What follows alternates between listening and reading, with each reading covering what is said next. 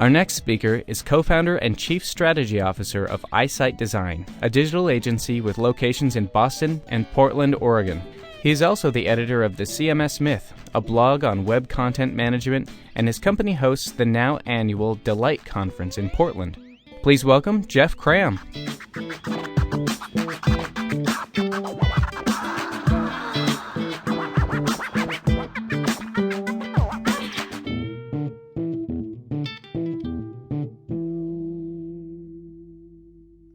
So kudos to Bland and Dean for putting together such a fantastic lineup. And I think what we're going to talk about over the next 50 minutes is a little bit different than where we've been, but it's related. We're going to talk about how to make these experiences better for our users, because I think ultimately when we think about it, everything we've talked about, content strategy, CMS, analytics, responsive design, these are all very necessary parts of that post-launch experience, but they're the means to the end. And I think if we look at what we're trying to do, is create value for the customers, create utility, have meaningful experiences that are both good for our customers and users and good for the bottom line. So we're going to be talking about that for the next 50 minutes. And part of what I want to do is, as we look at post-launch management, I think most of the people in this room focus to some degree on managing something that has already been created. It's hard work, but probably not as hard work as this. And this was fascinating. Regardless of where you stand in healthcare policy, anybody that manages a website, to have this splashed across the front page about glitches, website management, it was a fascinating, transparent case study of what happens when you have an immovable date for shipping something, and when there's underlying problems you haven't addressed.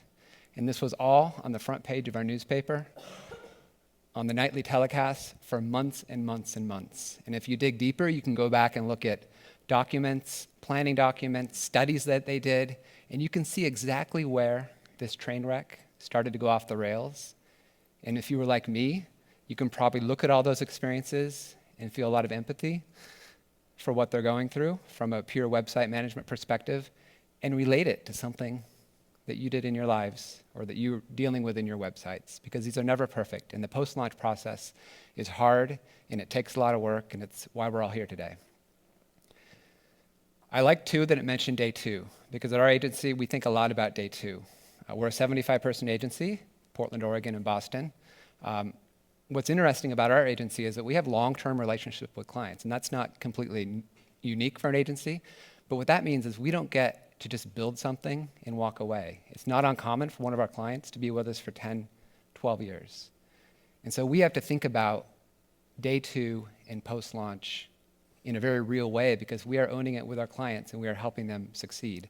So about 3 years ago, after seeing countless redesign projects launch with all the great fanfare and then slowly start to degrade or go off the rails, we said there must be a better way. And so we created what we call the day two practice. And this is really just a way of thinking. It's a way of thinking about bringing data, optimization, and ongoing insight into how we manage the process day two. But this isn't our process. This is what we try to help our clients manage themselves, because ultimately, you all have to own this day two experience. So we're going to talk about that today. But to start, I want to give you a real-life day two example. So KinderCare, how many folks here are familiar with KinderCare as a brand? About a third. I'm not sure if they actually have Sioux Falls location, but KinderCare is arguably the national leader in daycare or early childhood education. They have about 1,800 centers nationally. Mammoth website, mammoth demand gen lead generation program, hugely impactful for how everything that happens on this website fits into KinderCare's business. They're headquartered in Portland, Oregon, but they're national in scale. So we've been working with them for 3 years, and it's going to be a quiz here, so pay attention. One of the critical areas of KinderCare's business is the pathway for searching for a center, finding the geographic proximity, and deciding if that center is right for your child. It's a very simple process from a website perspective in terms of there's only a few screens, but this is the lifeline of KinderCare's business. So there's a button when you search for a location, and you might get 1, you might get 5, and that button could have a lot of labels. And when you're planning the information architecture, when you're planning the content strategy, you're making your best guess at what label is going to work best for the users and what label is going to work best for the business, right? So let's poll. We have 4 options, and we ran this test with KinderCare as part of the Day 2 program. 4 things that we could potentially do, because this button was the next step call to action to learn more about the center. And it had a form behind it with some information, and it was a chance to get you or me to have a real conversation with somebody. But how does it line up to what a user is expecting to do? So we have tuition and openings, we have schedule a tour, we have contact this center, we have tour this center. On the surface, they all are perfectly reasonable buttons. They're perfectly logical language for what somebody in this decision-making process would want to get. But how do they perform? So what do we think? Let's vote. Tuition and openings, schedule a tour, contact this center, and tour this center. Okay, it was pretty evenly distributed. I think contact this center probably had the advantage here. Here's what happened. Tuition and openings was a landslide winner. And this isn't just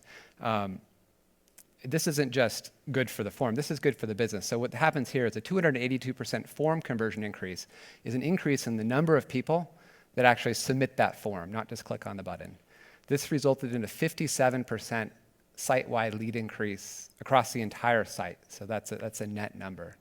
That's an incredible impact to KinderCare's business. That's something they had no idea going into the launch. We all made our best guess. It wasn't a bad label that we had on that button, but until we got the site into the wild, until we saw the behavior, we didn't know how it was going to perform. And I think that's one very small example of how looking at testing, personalizing, and tweaking in a post-launch environment can have a very real and meaningful impact on the business. So here's the hypothesis for the talk. Like any good analytics approach, I don't think this is controversial, but I would love to have a conversation with you at the after party and see how you've approached this in your own business, because I'm fascinated at how organizations are actually making this work. But the hypothesis is this: if we can connect and extend all of that great customer insight work, and it varies, I know some people do a little, but some people do a lot, but there's a lot of great customer thinking that happens at the beginning of a project, or happens when you're just starting to understand your market and planning out the content strategy, planning out the user experience. If we can connect that to how we manage in a post-launch world, how we ongoingly listen and improve, then there's a huge opportunity to significantly improve both our business, but probably more importantly, the value and utility of what we're building and creating for our users. It's a pretty simple hypothesis, and I think it's what we're all trying to do. But it's one of those things that is easier said than done. So I think we've all been part of the pre-launch. There's really 2 sides, and I'll use the very simple example of launching a website, because I think it's something we've all been through. Obviously, it's about more than a website, as Dean said. We love the customers pre-launch. We are doing a lot of research. We're fixing crazy things on customers' eyes and doing studies on eye tracking. We're having them fill out surveys. We're looking at the data to see how behavior they use. We're doing focus groups, and we're mapping that out in some really beautiful artifacts that explain how customers should interact with what we're building. This is all fantastic. Post-launch is a different story. Post-launch, we created this chart to help people that couldn't quite verbalize and explain the pain that they had with their content management system. Anyone that's worked with content management systems, as you heard from Dean and Karen, universally, they're not liked very much. They don't have a great approval rate. And there's a lot of factors that go into that we're not going to talk about in this talk. But that post-launch experience is often dealing with that author experience, dealing with the disconnect between how people expect to use the technology, how people expect to get content into the system, and what actually happens. And we have this on our site if you do want to download it and hand it out to your users and better understand where pain is. It was inspired when we had our first son, and I just spent all the time in the doctor's office looking at these pain charts and said, this is actually very applicable. So we blog on the CMS myth. I'm not going to talk a lot about the CMS myth, but the idea of the CMS myth is very relevant to this talk because it's about the myth that technology and content management is that silver bullet that will solve all your problems. And we all know that's not true, but that's the way it gets positioned. That's the way it often gets sold when you're buying the software. And I think we all know the hard work of managing CMS is what happens post-launch. So we blog a lot about that.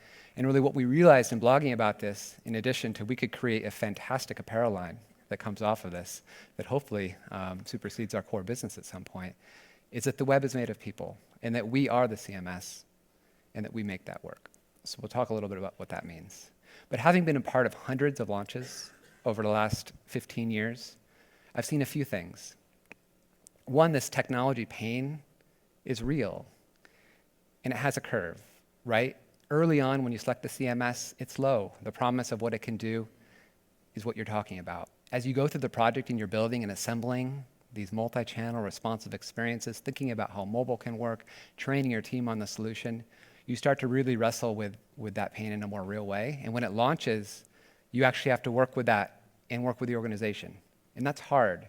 And it takes a lot of time. And I think a lot of time we underestimate the time that it takes in a post-launch world to deal with all that, because it's a full-time job and more. And for large organizations that have many, many hundreds or thousands of users, it's a big thing. On the other side, we have customer gain. And like we talked about here, at the very start of a project, when you have this continuum of a website launch that's happening, if you have a user-centered approach, which I think most of us do now, your understanding of the customer is highest at the very beginning of that project, because it's when you're doing all your research, it's when you're doing looking at analytics, and it's where you're developing that content strategy and the model of how you're going to approach delivering these experiences. Over time, though, as that strategy gets handed off to the development team, as that gets launched, as you start to manage this in a post-launch environment, that becomes more distant and distant. And it's not that that goes away. You still have meaningful impact, but it becomes disconnected from how we're managing in a post-launch world. So we'll talk about how to keep that alive. And I think in a perfect world, we're trying to bend both of these curves, right? These shouldn't be continuums, but we should really work on having technology pain and challenges are never going to go away, but we can manage it and we can mitigate it. Customer gain and customer centricity should be as constant as it can be, and it should be continual regardless of what you're launching and where you are in the life cycle of planning a big project.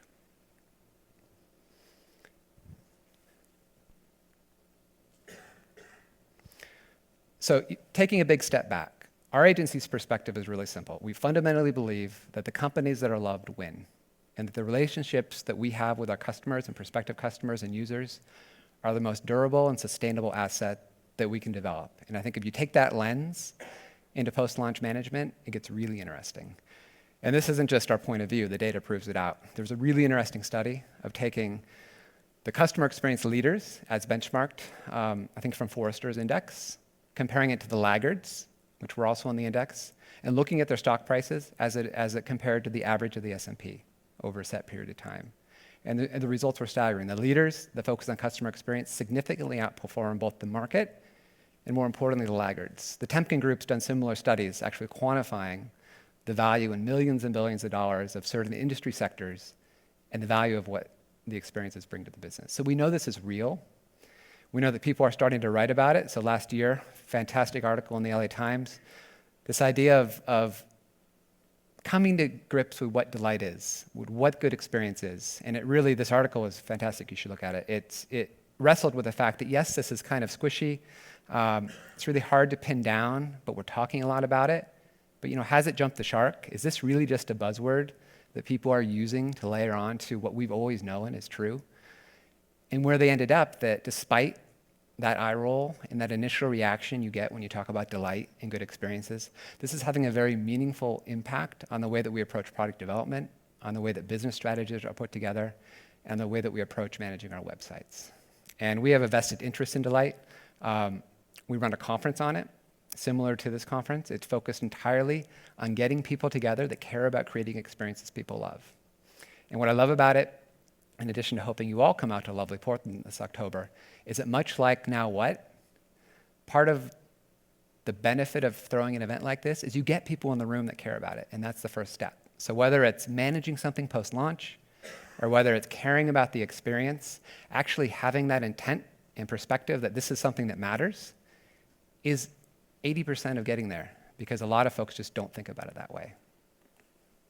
So let's get into some specifics. How can we make these post-launch experiences better? First, I think we need to understand where change happens in the organization. This is something Forrester put together. Forrester wrote a fantastic book called Outside In, which talks about organizations are approaching looking at customer centricity and what that really means. But they said this, there's really three main areas that you might approach this. There's the big transformational bucket, when you may be approaching a mammoth change inside your organization. This could be wrapped up into a website project. This may not be. This may be something bigger. But it's where entire focus of the organization is on affecting large-scale change. That's not our day-to-day lives, right? Where we're really focused most of the time is on how do we improve the experiences that we built, and if we've gone through a recent large change, how can we sustain that change over time? So when we look at post-launch competencies, we see four things that organizations really need to master and get right to manage this long term. And this is what we call connected expertise. So it's not that these four competencies have to exist in an organization, they have to be intertwined. And I think what's great about most of the roles today is you don't have four separate people oftentimes thinking about this. So by necessity, they're intertwined because one person may be thinking about all these different disciplines and connecting it to how we manage our experiences post-launch. Customer insight, like we've talked about. Getting close and having a continuous learning loop from the voice of the customer and understanding how that feedback makes its way into the decisions you're making about how you improve experiences. Content strategy, which I think we've covered well today from Karen and Dean's talk. How do you plan and approach the discipline of content decoupled from the channels and the ways that you express it? Technology management, I think, gets underlooked often in a post-launch environment. It's really complicated. Lots of tools, lots of things to make sure work together in this ecosystem of technology. Somebody has to manage it. There's a fantastic blogger, some of you may know him, Scott Brinker. He runs a blog called The Chief Marketing Tech. He's in Boston.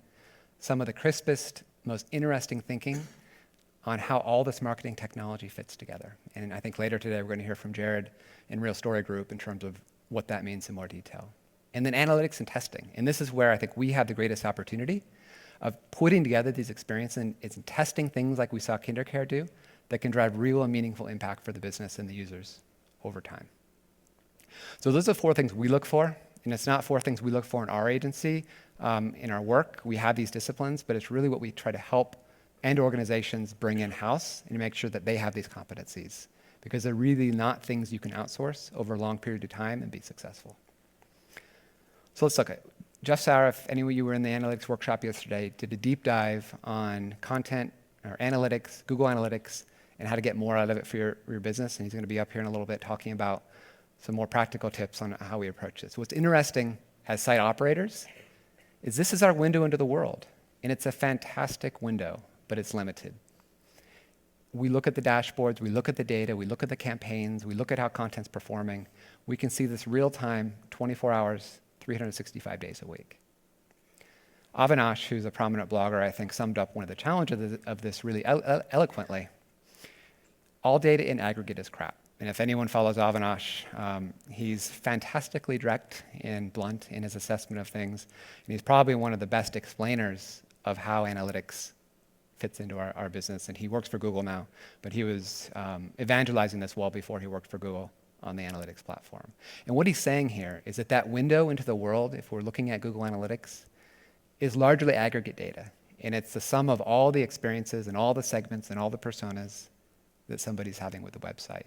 And that has very little meaning to the business looked at.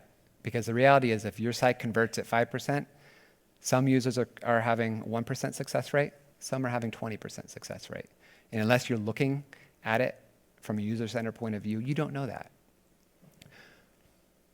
So a great quote from Gautam Ramduri from the Google Creative Labs is, the more digital we get, the more human we must be.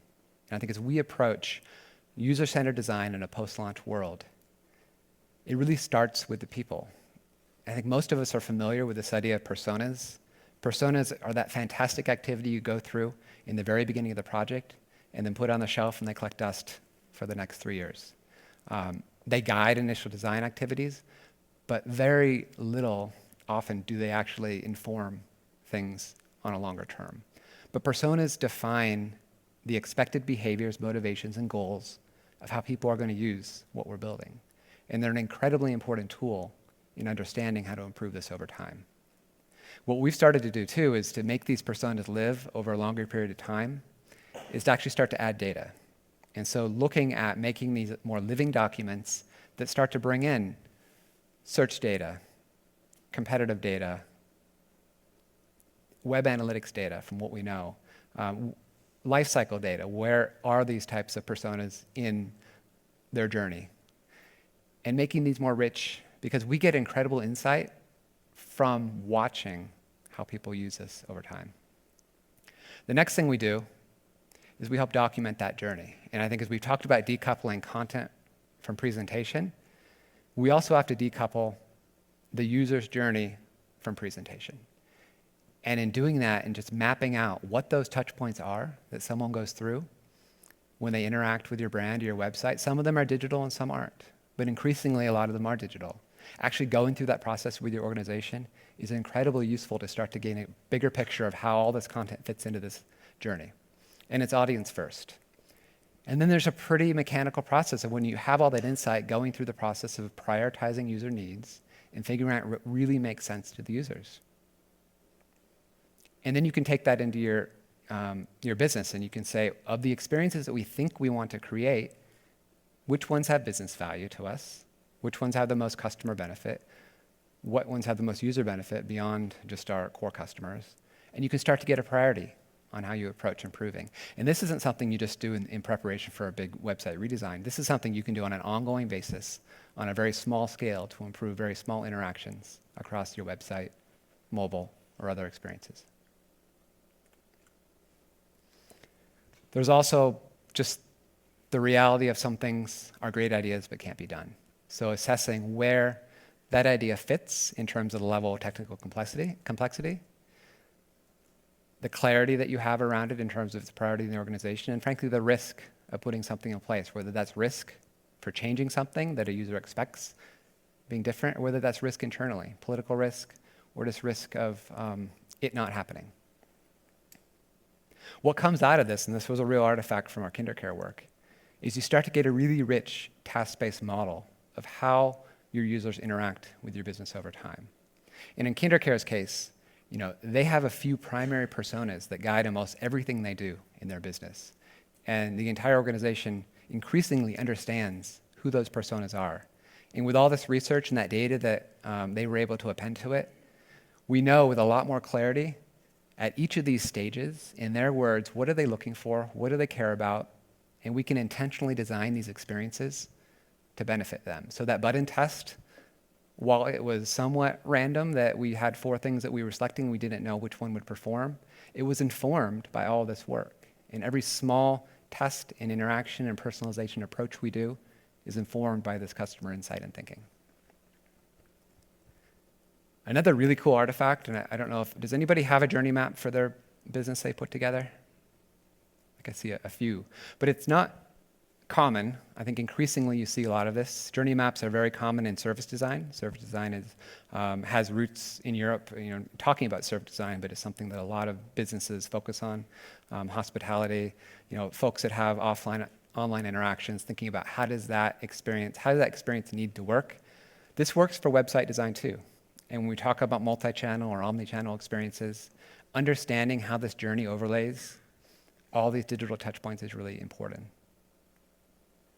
We have a tool on our site, eyesitedesign.com, just a journey map worksheet, so you can download it. These things can be very simple. This can be you just sketching out what you think the journey is and starting to list the touch points. These don't need to always be large, multi-month, multi-year initiatives, but they can significantly inform how you approach this post-launch. We worked with a lot of universities and higher ed. And what's really interesting when you do journey mapping with higher education, I think Corey touched upon this a little bit, is you can see the seams in the business. So if you know higher education, I think many of you work inside higher education, the admissions experience, the student experience when you're on campus, and the alumni experience are 3 very different parts of the journey and the relationship that someone has with the university. If you map that out on something like this, what you start to find is that there's very different people. So there's silos within the organization that just think about those experiences. There's very different systems. So we have one client that has a system that runs their admissions marketing, So it's heavily personalized. They are doing targeted emails, 20, 30 segments, micro slices on all the demographics and geography, and it's a highly efficient, automated process of helping a prospective student make the right decision about coming to that university and having that student feel like they have a very high-touch personal experience all the way along. The second you get admitted to that university, and this is not common to that university, you go into their ERP system, none of that knowledge gets transferred. It changes the entire relationship that they have. And the technology and the way that now the folks that care about student experience, disconnected from the folks in admissions, don't have the continuity of that experience, and there's not intentional touch points of how folks will cross those chasms. And then when you get to alumni, it's the same way. Typically inside universities, alumni have completely different teams, obviously, and completely different technology systems. So none of that student experience data, none of that admissions data carries through to the relationship that a university can have with its students in a post-launch world. And this is changing. There's some folks that are really starting to get that, and there's some technology solutions that can start to knit this together. But those are real barriers internally to making this all work. And inside a university, typically, there's nobody that looks at the entire student experience from end to end and starts to orchestrate how the people, processes, and technology need to work. And sometimes we're doing that, or you're doing that, with the website as a proxy for talking about this, and it's really hard to affect that kind of change if you're talking about it through the lens of a website information architecture, or you're talking about it through the lens of a content management system, because you're not having the right conversation. So Christine Chastain, who is at RGA, a brilliant thinker in the space, has some really good presentations on this, and she had a quote that I loved, which this tool that we've had for a long time, journey mapping and personas, have always been in the user experience toolkit. Like user-centered design is nothing new, just like content strategy, as Dean pointed out from Aristotle, is nothing new. But now it's an important input to the business strategy. And what we're doing here actually can impact how a business organizes and how we deliver value to our customers and users over time. And I think we can take, even if the business hasn't figured that out, we can take those same principles and work them into a post-launch world. So let's talk about how to put this data to work. Because the reality is we need to make things happen. We may do a journey map. We don't often have the luxury of being able to unify and align an entire organization around that. But we have data, and we have things we can do with it. So how do we put it to work? So one of the biggest buzzwords right now, and again, this is nothing new, is that personalization is what people really want to start getting to. And from a marketer's perspective, it's one of their top priorities in 2014 in terms of really starting to make this data and these systems work for the users and to automate some of the processes of how we deliver value to the users. I'm just curious, how many folks here are doing some form of personalization? That's 7 or 8 hands. So that's actually fantastic, because one of the things that we see in our work is this idea of the personalization myth. And the dirty little secret is very few organizations are doing this at all. And that whole promise of the right message to the right person at the right time, which I think is what pops into all of our heads when we hear the word personalization, isn't a reality. It isn't how it gets delivered. The technology isn't quite working to deliver it. Our processes aren't supporting that. Talk about just having a content strategy for the organization. What happens when you need to have a separate content strategy for 6 segments of your customers and forget the mobile headline versus the main headline? You have segmented headlines and segmented content and personalized content for these different users. It's overwhelming and it's hard to do.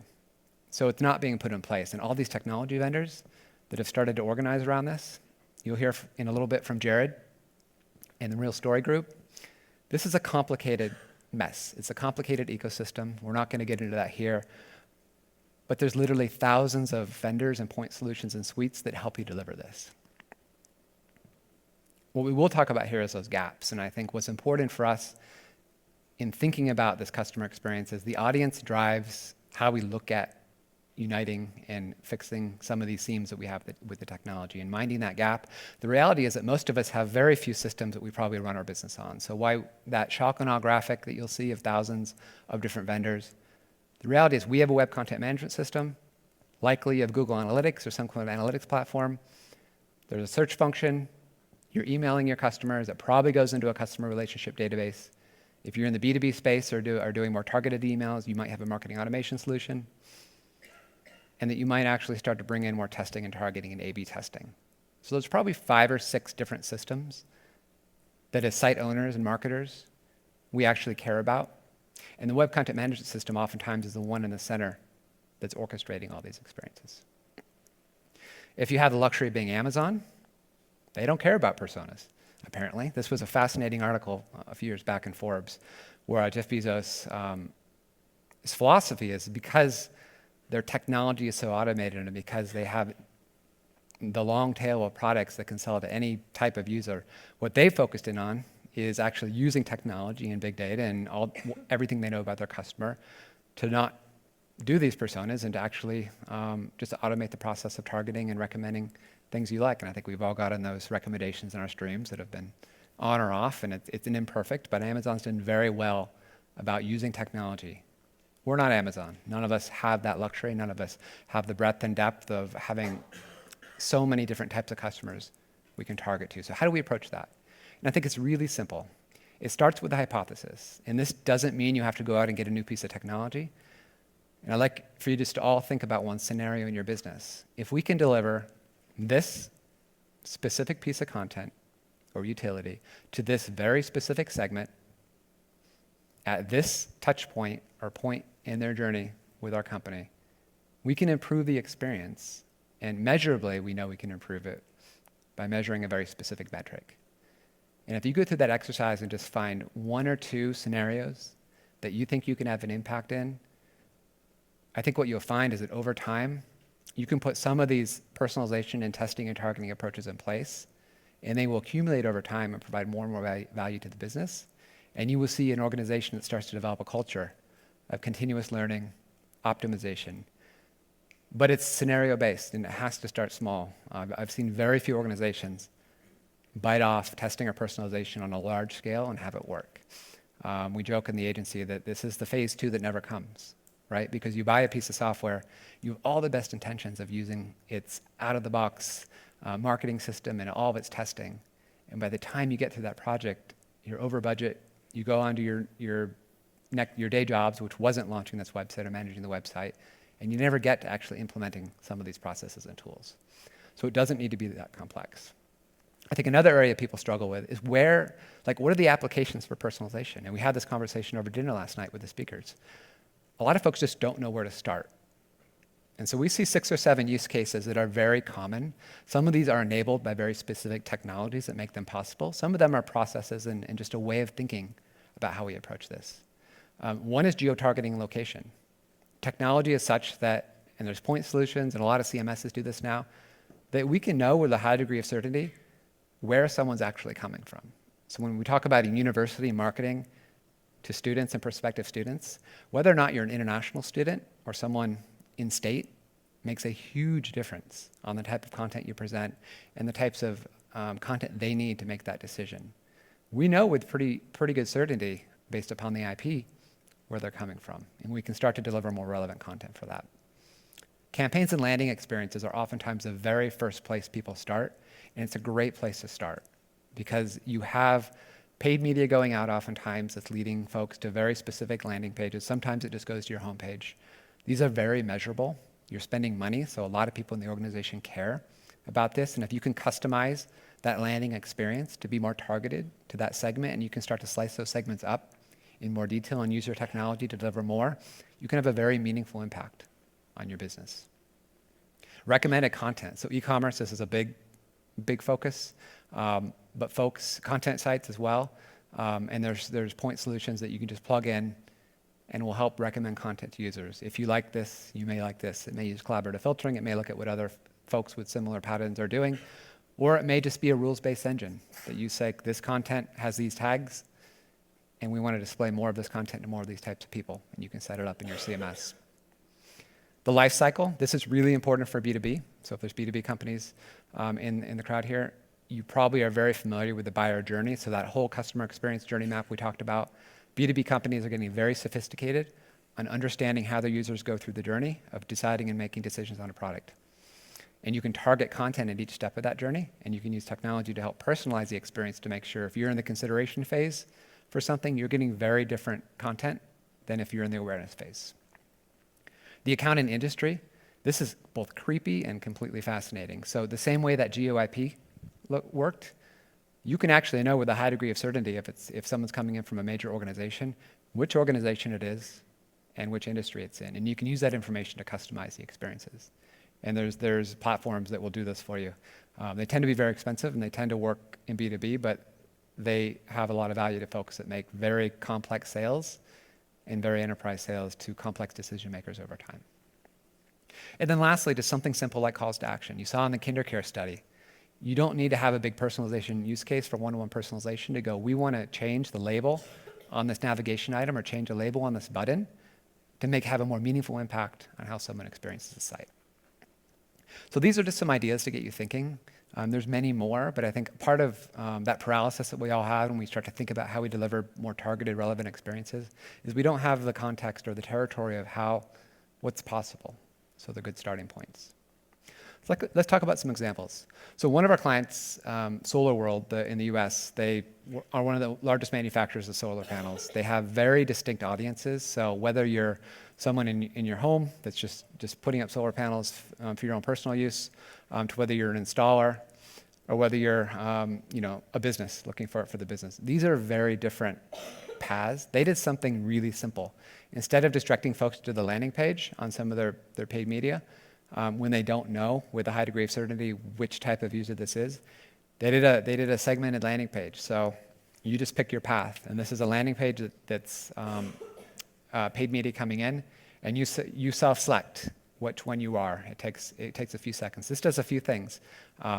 One, it builds momentum. So when we look at analytics and we look at bounce rates, you want to keep people moving through a path. So it's a really quick, yes, I'm engaged, I'm going on to the next thing.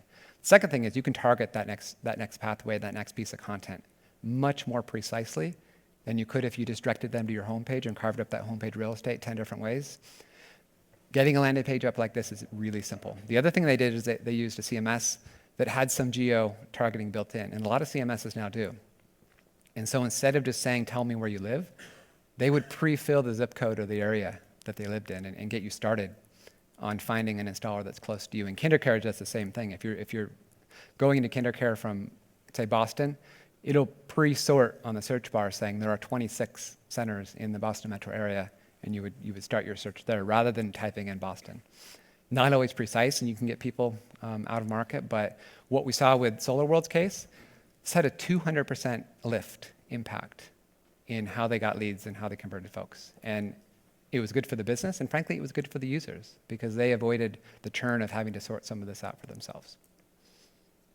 Another thing we see is the call to action targeting. So we looked at the example with the search button.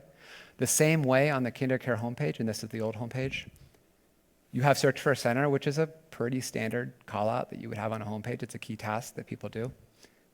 Find a center near you. Same exact search interface, a little bit of a different creative treatment. 68% lift on the effectiveness of folks searching and finding a center.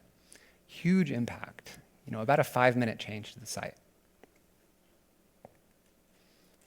And I mentioned account-based personalization. This is one of the organizations we work with in Boston is Iron Mountain. They're a very large enterprise B2B company. They're the ones that have the trucks. If you have a lot of materials you need to store, they will take your boxes, put them on trucks, store it from you.